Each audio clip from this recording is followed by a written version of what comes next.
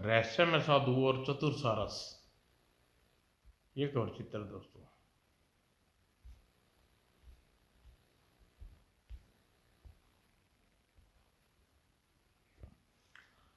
सुजानगढ़ के जमींदार करण सिंह का इकलौता पुत्र ज्योति सिंह सकल सूरत से बहुत सुंदर था, लेकिन अपने पिता की भांति कुशल बुद्धि नहीं था। उसके बारे में सोच सोचकर करण सिंह हमेशा परेशान रहता है। उसकी एक ही इच्छा थी, काश मेरा बेटा अपनी बुद्धि के बल पर दुनिया में नाम कमाए। दूसरी ओर करण सिंह दूसरी ओर ज्योति अपने गांव के बच्चों के साथ सारी दिन कबड्डी खेला करता। एक दिन प्रीतमगढ़ के जमींदार रौनक सिंह अपने मित्र करण सिंह से मिलने सुजानगढ़ आए। क्या बात है करण सिंह, तुम कुछ चिंतित दिखाई दे रही हो। रौनक सिंह जी, जिसका इकलौता पुत्र कपूत निकला जाए उसे चिंता में रहना पड़ता है, कहकर करण सिंह ने अपने पुत्र की आवारागर्दी के बारे में विस्तार से बताया। करण सिंह की परेशानी जानकर रौनक सिंह ने उससे कहा, मित्र करण सिंह, हमारे गांव में पुरुषोत्तम नाम का एक विद्वान आश्रम में बच्चों को शिक्षा देते हैं। मेरा विश्वास है कि पुरुषोत्तम जी के आश्रम में जाकर तुम्हारा नालायक बेटा पूरी तरह सुधर जाएगा। यदि ऐसी बात है तो मैं ज्योति को पुरुषोत्तम जी के आश्रम में पढ़ने के लिए अवश्य भेजूंगा।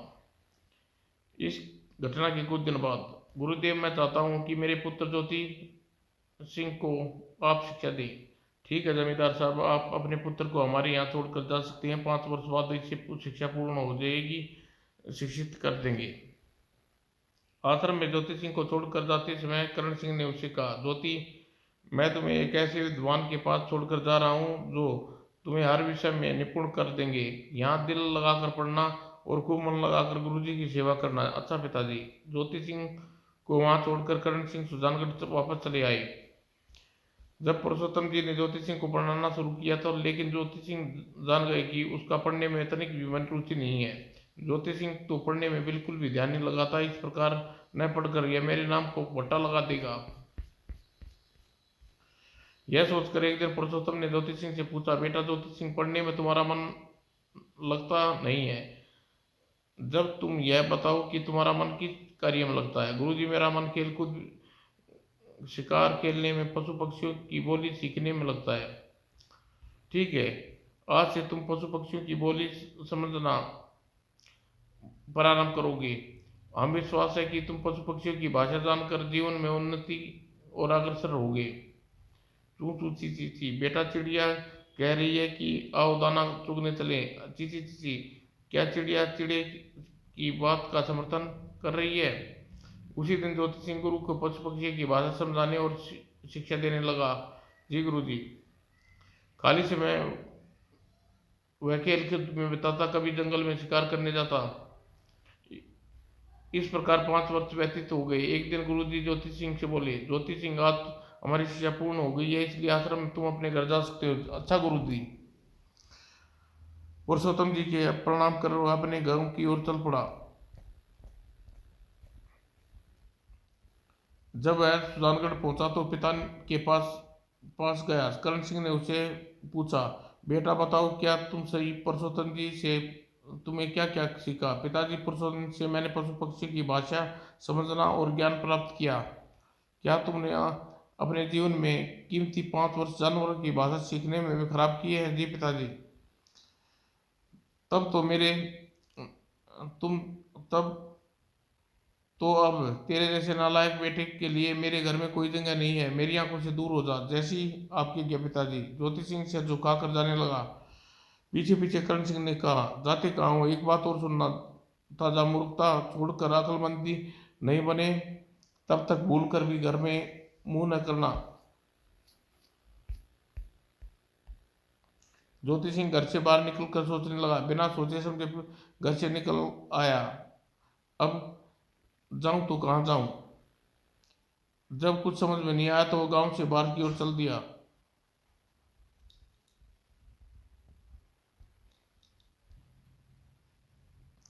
चलते चलते वह एक जंगल में पहुंचा। ओह, झाड़ी के पास एक घायल सारस पड़ा है, उसके पास चलना चाहिए। जैसे वह झाड़ी के पास पहुंचा, सारस जोर जोर से चिल्लाया, कौआ कौआ कौआ कौआ। वो सारस कह रहा है कि मेरे पंखों में तीर गड़ा है, उसे निकाल कर मेरी जान बचाओ। ज्योतिषी ने आगे बढ़कर सारस को अपनी गोद में उठा लिया और उसके पंखों में गड़े तीर को खींच कर बाहर निकाला। तत्पश्चात कुछ ही देर में सारस स्वस्थ हो गया। तब उसकी पीठ थपथपाते ज्योति ने कहा, चल अब जल्दी से अपने घर वापस चला जा, कहीं किसी शिकार को नजर आ गया तो तेरी जान खतरे की खैर नहीं।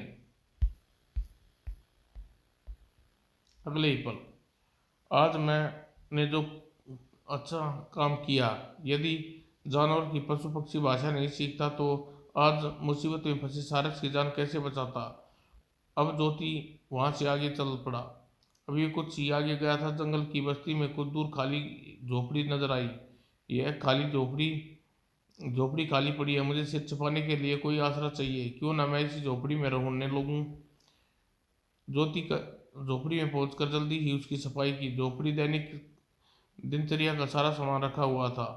वह दिन भर थका थका हुआ आता, शाम होते ही होती झोपड़ी के फर्श पर आराम करने के लिए लेट गया। फिर न जाने कब उसकी आंख लग गई। जब उसकी नींद खुली तो झोपड़ी के बंद दरवार पर किसी ने दस्तक दी। रात के समय कौन हो सकता है? अभी वह सोच ही पड़ा हुआ था कि बाहर से किसी महिला की आवाज आई, कोई है? कौन होगी? इतनी रात गई, भला एक अजनबी के पास कौन आ सकती है? सोते हुए उठ बैठा। वह उठकर दरवाजा खोला। मैं एक दुखवारी हूँ, रात भर के लिए झोपड़ी में बसेरा कर लेने दीजिए, अंदर आ जाओ। धन्यवाद। तुम इतनी रात गए कहाँ से आ रही हो? जी, मैं अपनी मैं यहाँ पत्नी बनने आई हूँ। तुम इतनी रात गए कहाँ से आ रही हो? जी, मैं यहाँ आपकी पत्नी बनने आई हूँ। यह तुम क्या कह रही हो? मैं ठीक कह रही हूँ। मैं विवाह करूंगी तो तुमसे करूंगी, या अन्यथा कुंवारी रहूंगी। लेकिन तुम कौन हो? मेरा परिचय जान लो। मेरा नाम जय प्रदा है प्रभा है। जयप्रभा, तुम देख ही रही हो कि मैं कितना गरीब हूँ। मुझसे विवाह करके सुख कैसे भोगने पड़ेंगे? सुखी नहीं, कष्ट भोगने पड़ेंगे। ठीक है, मैं कष्ट भोग लूंगी। आपकी पत्नी बनने के अलावा मेरा अन्य कोई चाह नहीं है। ज्योति की बात सुनकर क्षण भर में विचार करता रहा, फिर बोला, क्या तुम सच कह रही हो जयप्रभा? हाँ, मैं सच कह रही हूँ। नहीं, तुम सपन नहीं देख रही। ओह, मैंने तो सपने में भी नहीं सोचा था तुम जैसी रूपवती मेरा विवाह होगा। कहीं मैं सपना तो नहीं देख रहा? दूसरे दिन दोनों एक दूसरे के गले में वरण माला डाल कर विवाह कर लिया। उस दिन दोनों जीवन जीवन सुख में बीतने लगा। जय पर घर का सारा काम करती और ज्योति जंगल से लकड़ियां काट कर लाता। लकड़ियां को नगर में बेचकर दोनों मजे से जीवन जीवन यापन करने लगे। जब उन दोनों के पास थोड़ा धन जमा हो गया तो एक दिन जयप्रभा बोली, स्वामी, मैं करंदा चलना जान मैं करंग करगा चलाना जानती हूँ। यदि आप करगे का इंतजाम कर दो तो बढ़िया कपड़े बुनकर मैं अधिक से अधिक सहायता कर सकती हूँ। ठीक है, मैं तुम्हारे लिए करगा लगा लगा दूंगा। ज्योति जल्दी ही अपनी झोपड़ी के आसपास दूसरी झोपड़ी बनाई और जमा धन से उसने एक करगा लगाया। स्वामी, मैं आज आज से ही कपड़ा बुनना शुरू कर दूंगी, लेकिन पहले आपको एक वचन देना होगा। कैसा वचन जयप्रभा? मैं झोपड़ी में बंद करके पूरे 7 दिन तक एकांत में करके पर कपड़ा बुनूंगी। आप इन 7 दिनों तक दूसरी झोपड़ी में रहोगे, मेरी झोपड़ी में बिल्कुल नहीं झांकोगे। यह तुम कैसा मुझसे कैसा विचित्र वचन ले रही हो जयप्रभा? तुम अपना मन रखने के लिए तुम्हें वचन देता हूँ। मैं तुम्हारा मन रखने के लिए मैं तुम्हें वचन देता हूँ। ज्योति अपनी झोपड़ी में आ गई और कुछ देर करगे को चलाती और आवाज सुनने लगी, कट कच कप कप कप कप। लगता है जयप्रभा कपड़ा बुनना शुरू कर दिया।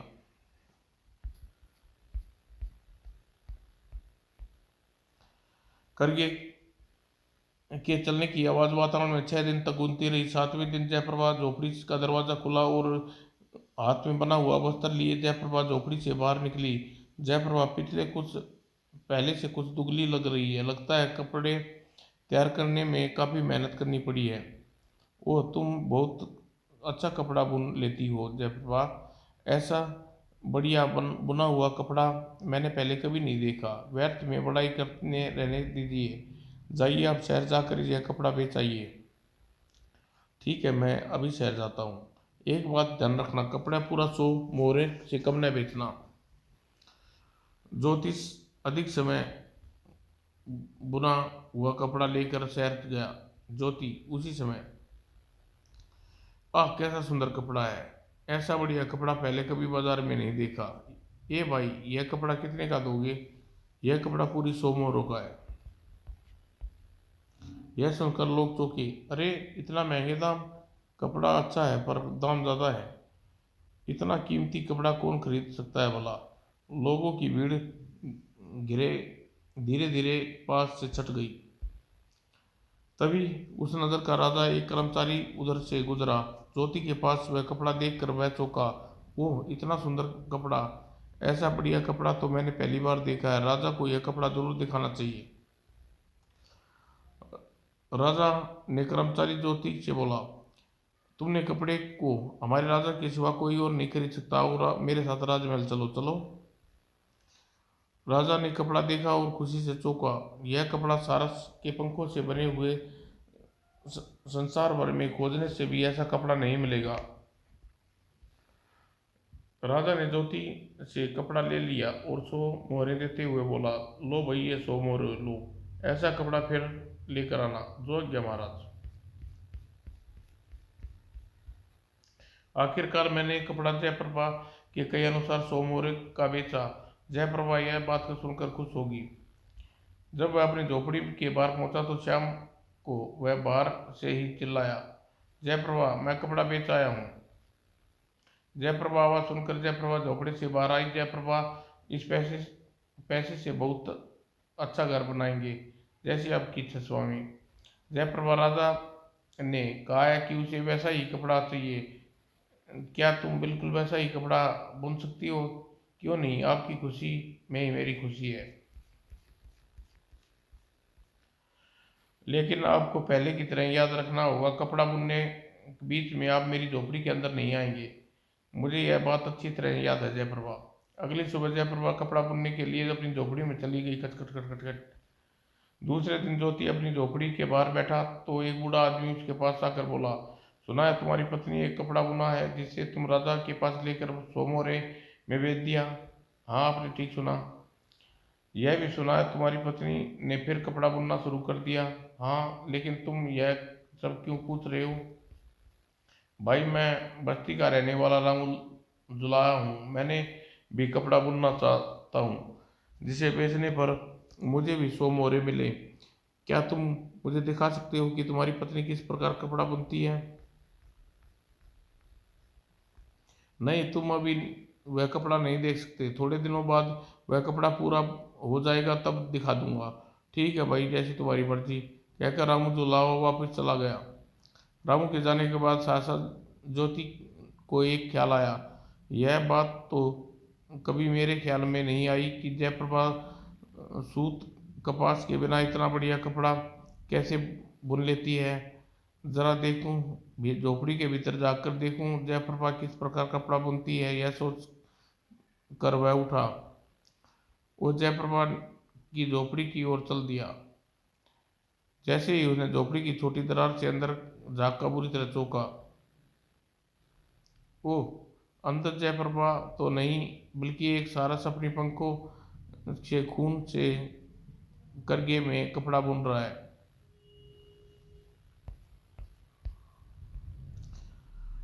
अंदर का दृश्य देखकर ज्योति के मुंह से फक हो गया और मुंह से आवाज तक न निकली। वह बेहोश होकर वहीं गिर पड़ा। बहुत देर तक उसने होश नहीं आया। जयप्रभा उसके सिराने बैठी हुई, वह बिल्कुल दुर्लभ सी दिखाई दे रही थी। जयप्रभा, तुम? और जयप्रभा तुरंत ही उसका मतलब समझ गई। वह बोली, मैं वही सारस हूँ जिसकी तुमने जान बचाई थी। छिपकर तुमने मुझे अपना वचन तोड़ा। अब मैं आपके पास नहीं रह सकती। जयप्रभा, क्या चक्कर है? तुम सारस कैसे बन जाती हो? यह एक दुख भरी कहानी है। मैं जयनगर की राजकुमारी जयप्रभा हूँ। मैंने एक बार राजमहल में चूर होकर एक ऋषि का अपमान कर डाला। अतः ऋषि ने मुझे सारस बन जाने का श्राप दिया। तब से मेरे बार बार क्षमा मांगने पर उन्होंने कहा कि युक्ति एक बार एक युग तुम्हारी जान बचाएगा, वही तुम्हारा पति होगा। तब तुम उससे सुख का जीवन व्यतीत करोगी। किंतु यदि भूल से कभी उसने तुम्हें सारस के रूप में देख लिया तो तुम्हें उसी दिन अपने पति को त्याग करना होगा। इतना कहकर जयप्रभा चुप हो गई।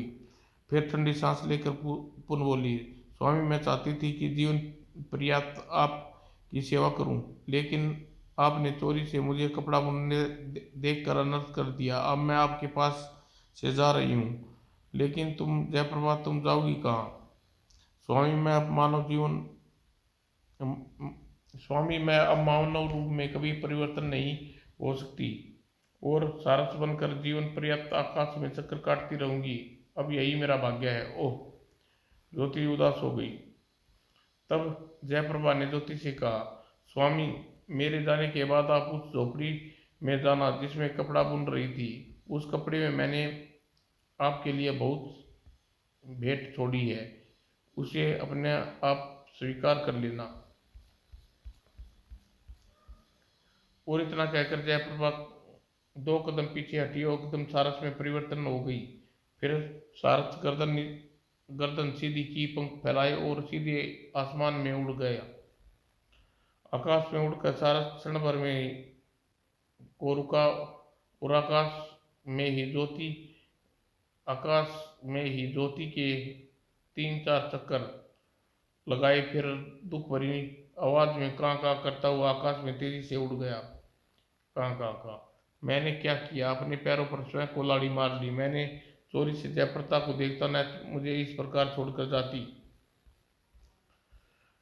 जब सारस आकाश में उड़ता हुआ की दृष्टि से ओंझल हो गया तो वह बोझल कदमों से चलता हुआ झोपड़ी में आया जिसे करगा लगा हुआ था। वो यह क्या, झोपड़ी में इतनी बढ़िया नस्ल का राजसी वस्त्र रखे हैं। वस्त्रों पर जगमगाता हीरा रखा हुआ है। जयप्रभा मेरे लिए उपहार छोड़ गई है।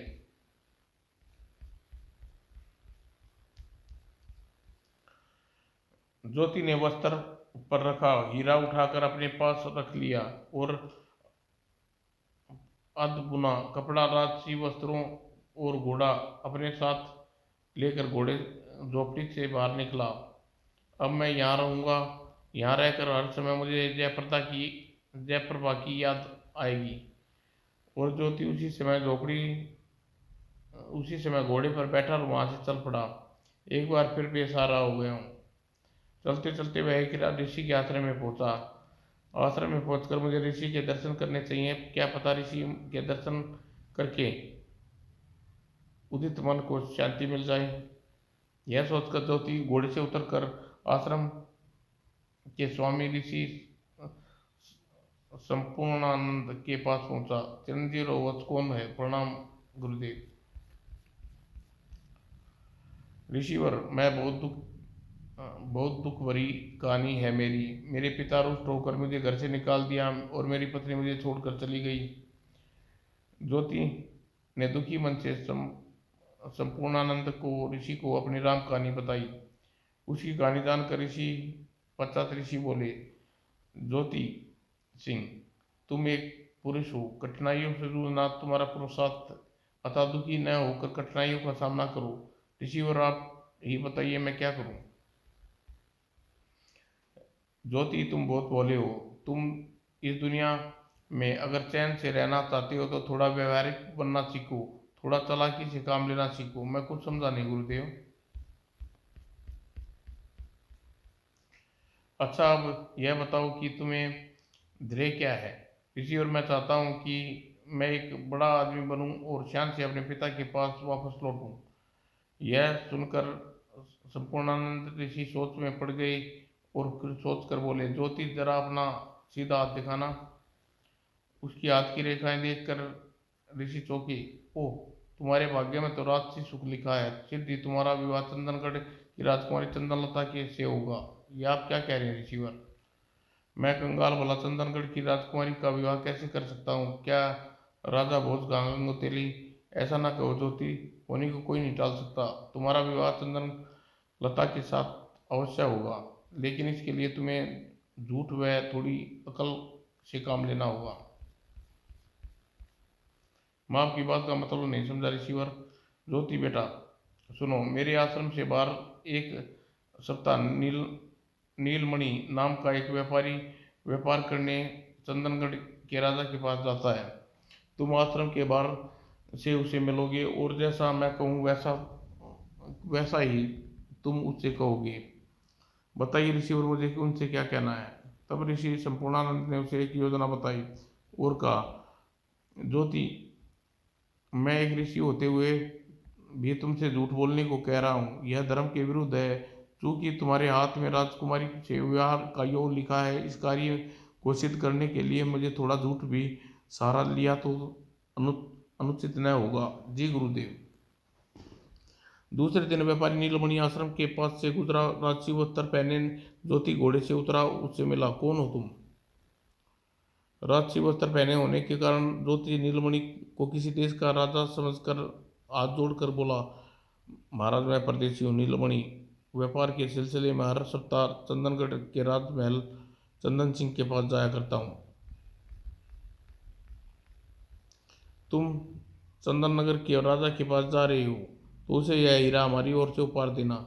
लेकिन महाराज, आप हैं कौन? आपका परिचय महाराज चंदन सिंह को क्या कह कर दूं?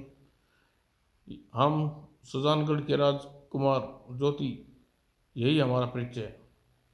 तत्पश्चात, नीलमणि, अब ठीक से एक सप्ताह पश्चात तुम्हारी हमारी फिर से मुलाकात होगी।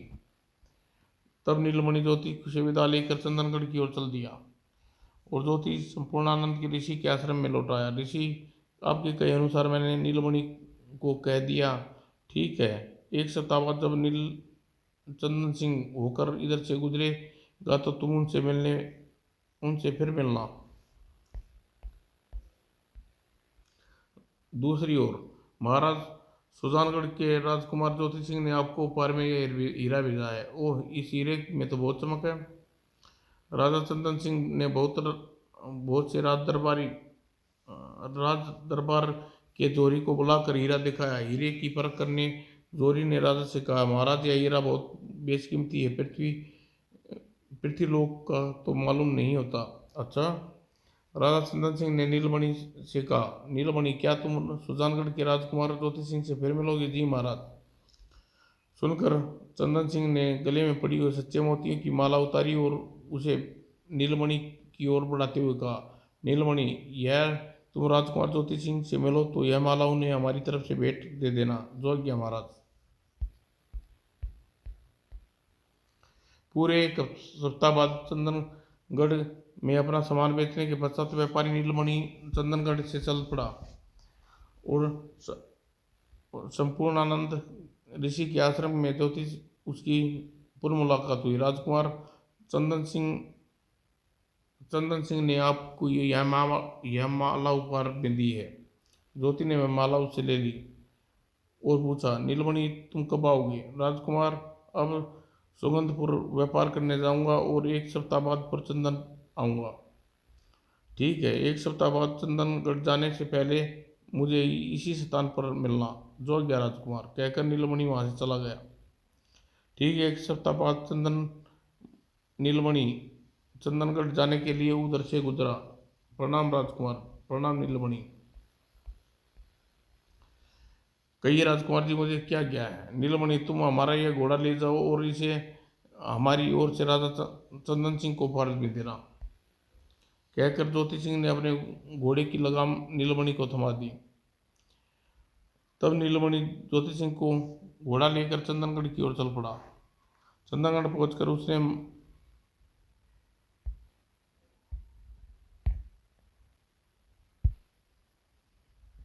ओ, कितना बढ़िया सुंदर घोड़ा है।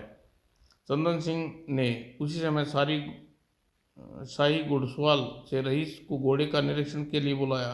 घोड़ा का निरीक्षण करने के पश्चात हैरान राय साइस ने राजा चंदन सिंह से कहा, महाराज, ऐसी दुर्लभ नस्ल का घोड़ा पृथ्वीलोक पर दूसरा नहीं मिलेगा। यह सुनकर राजा चंदन सिंह सोचने लगा, सुजानगढ़ के राजकुमार ज्योति सिंह के पास उपहार देने के लिए ऐसी अद्भुत वस्तु कहाँ से आती हैं? हम उस विचित्र राजकुमार से मिलना चाहिए। यह सोचकर उसने नीलमणि से कहा, नीलमणि, हम सुजानगढ़ के राजकुमार ज्योति सिंह से मिलना चाहते हैं, क्या उससे हमारी मुलाकात करवा सकते हो? क्यों नहीं महाराज। उसी समय चंदन सिंह रथ पर बैठा और नीलमणि के साथ ज्योति सिंह के मिलने चल दिया। जरा हम भी तो देखें, हमें बार बार राजदूत उपहार देने वाला राजकुमार कैसा है। दूसरी ओर ऋषिवर, सामने वह धूल कैसी उड़ आ रही है? ज्योति सिंह चंदनगढ़ के राजा चंदन सिंह के रथ में बैठकर तुमसे मिलने आ रहे हैं। अब क्या होगा महाराज? अब तो चंदन सिंह के सामने मेरी पोल खुल जाएगी। कहते हुए ज्योति सिंह के माथे पर पसीना छलक आया। घबराओ नहीं ज्योति सिंह, मैं तुम्हारे साथ हूँ। लेकिन ऋषिवर, आप ही कह सकते हैं, आप ही तो मुझे इस उलझन में फंसाया है।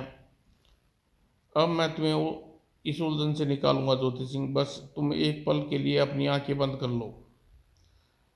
और परेशान ज्योति ने तत्काल आंखें बंद कर ली। एक पल बाद उसकी आंखें खोली तो भौचक्का रह गया। ओह, यह क्या! एक पल में ही यहाँ इतना सुंदर महल कैसे बन गया? तभी उसकी दृष्टि पास खड़े ऋषि संपूर्णानंद पर पड़ी तो उसने ऋषि से पूछा, ऋषि, यह क्या माया है? यह महल किसका है? ज्योति, यह महल तुम्हारा है और तुम यहाँ के राजकुमार हो। यह सुनकर ज्योति हैरान से उसकी ओर देखने लगा। ऋषि, और सच सच बताइए, आप कौन है? और यह कोई जादूगर तो नहीं? नहीं, मैं कोई जादूगर नहीं हूँ, बल्कि तुम्हारा भाग्य हूँ। आज तक मैं सोया हुआ था, अब मैं जाग गया हूँ। इसी के फलस्वरूप तुम्हारी सहायता कर रहा था। क्या सच कह रहे हैं? सुनकर ऋषि संपूर्णानंद अदृश्य हो गए और अगले ही पल, लो देख लो ज्योति, तुम्हारा भाग्य हूँ। अक्का बक्का ज्योति अपने भाग्य को देखने लगा।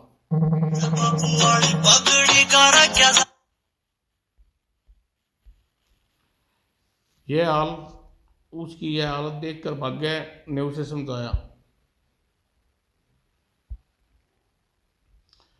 उसके भाग्य ने उसे समझाया, ज्योति सिंह, होश में आओ। राजा चंदन सिंह कुछ ही क्षणों में यहाँ पर पहुंचने वाले हैं। अपनी हालत पर काबू करो और स्वस्थ और प्रसन्न मन से चंदन सिंह का स्वागत करने के लिए तैयार हो जाओ। किसी बात की फिक्र मत करना, हम हरदम तुम्हारे साथ हैं। इतना कहकर भाग्य अदृश्य हो गया। कुछ ही देर बाद राजा चंदन सिंह के रथ महल के बाहर आकर रुका। नीलमणि आश्रम के स्थान पर महल देखकर हैरान थे। कल तक तो यहाँ इस स्थान पर आश्रम था, एक दिन में महल कैसे बन गया?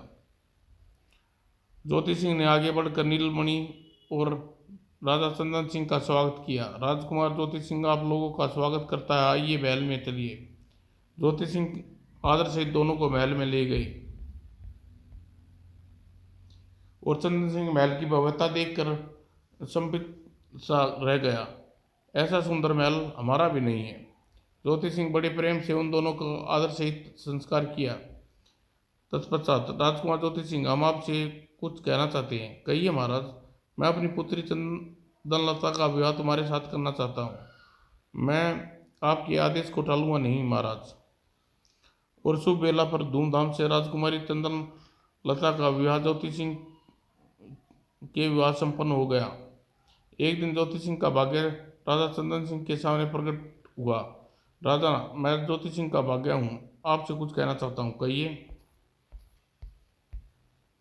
राजन ज्योति सिंह किसी देश का राजकुमार नहीं, बल्कि सुजानगढ़ का जमींदार करण सिंह का पुत्र है। क्या मतलब? तब भाग्य ने विस्तार पूर्वक चंदन सिंह को ज्योति सिंह के बारे में सारी बातें बताते हुए कहा। राजन, ज्योति सिंह की हस्तलेखाएं में आपकी पुत्री के प्रति पति होना लिखा था, अतः आपकी पुत्री के साथ ज्योति सिंह का विवाह कराने के लिए हमने ही यह सब चमत्कार चक्कर चलाया। ओह, यह बात है।